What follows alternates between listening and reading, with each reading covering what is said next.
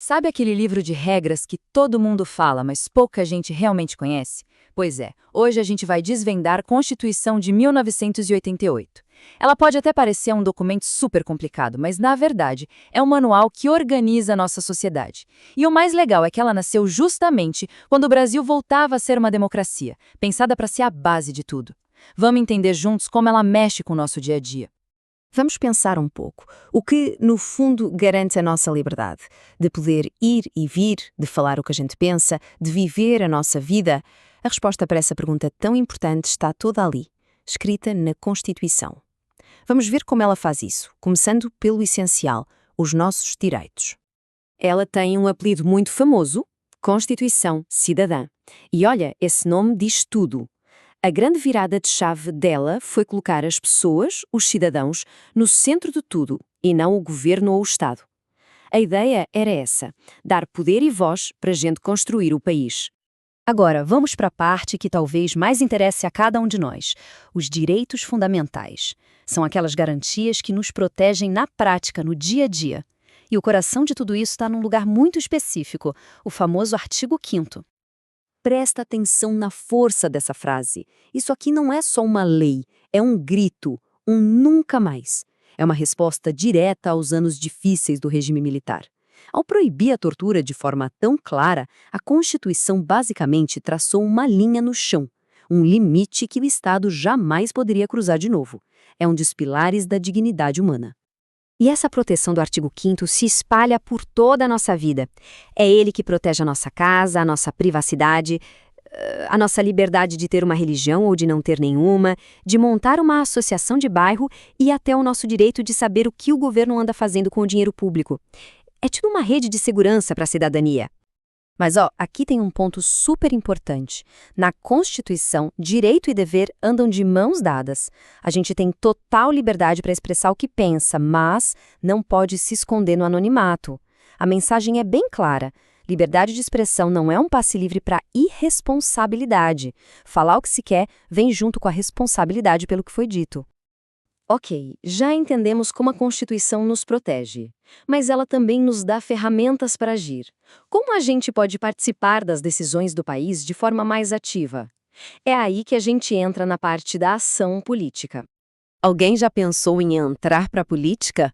Bom, a Constituição define as regras do jogo lá no artigo 14. Precisa ser brasileiro, estar com o título de eleitor em dia e, um ponto crucial, ser filiado a um partido político. Isso mostra que o nosso sistema foi desenhado para funcionar através dos partidos e não por candidaturas individuais.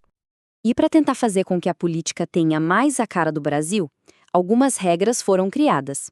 Hoje, por exemplo, os partidos são obrigados a usar uma parte do dinheiro público de campanha, pelo menos 30%, para candidaturas de mulheres, e uma outra parte para pessoas negras e pardas. É uma forma de tentar equilibrar um pouco mais o jogo, sabe? A Constituição também entra no mundo do trabalho, claro. Ela busca equilibrar a relação entre empregado e empregador. Garante coisas básicas, como o salário mínimo e 13º, e também a liberdade de se organizar, tanto de se associar a um sindicato, se a pessoa quiser, quanto de não se associar. E, claro, garante o direito de greve como uma ferramenta de negociação. Até agora, falamos muito do eu, dos direitos individuais, mas e o nós? A Constituição também tem grandes promessas para a sociedade como um todo. Ela define alguns pilares que são essenciais para o nosso bem-estar coletivo. Vamos ver quais são. O primeiro pilar, saúde. E, gente, essa frase é simplesmente revolucionária. É por causa dela que existe o SUS, um dos maiores sistemas de saúde pública do mundo. A ideia é muito poderosa. Não importa quanto dinheiro a pessoa tem, cuidar da saúde é um direito de todo mundo e uma obrigação do Estado. O segundo pilar é a educação. E aqui, olha que interessante, a Constituição divide a tarefa. Ela diz que a responsabilidade é tanto do Estado, que tem que oferecer às escolas, quanto da família, que precisa participar da formação. É um verdadeiro trabalho em equipe. E o terceiro pilar, nossa, esse aqui mostra uma visão de futuro incrível. Lá em 1988, a Constituição já falava que todos temos direito a um meio ambiente equilibrado e que é nosso dever proteger ele não só para a gente, mas também para as futuras gerações. Certo, a gente tem todos esses direitos e promessas, mas quem é que garante que tudo isso vai sair do papel? Bom, para organizar a casa, a Constituição criou uma estrutura de poder bem específica. A base de tudo é a famosa separação dos três poderes. É bom pensar nisso como um sistema de freios e contrapesos, sabe?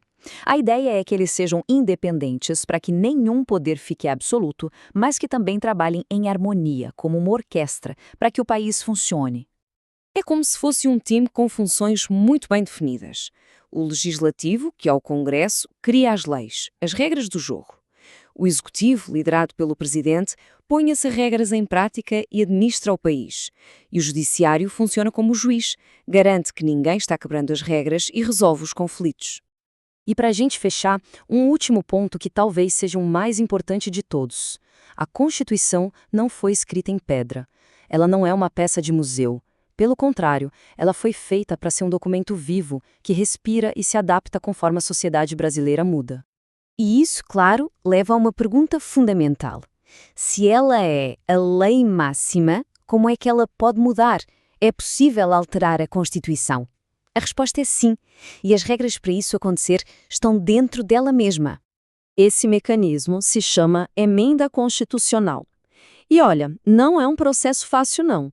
Mudar a Constituição exige um baita acordo político, com votações bem difíceis no Congresso. Isso garante duas coisas ao mesmo tempo: que ela possa evoluir com a sociedade, mas sem perder a estabilidade que o país precisa. E a gente termina essa análise com uma reflexão. De todos esses direitos e garantias que a gente viu, da proteção da dignidade humana até o cuidado com o meio ambiente, qual deles parece ser o mais essencial para a gente construir o futuro do Brasil? A resposta, na verdade, continua sendo escrita todos os dias com base nesse documento tão fundamental.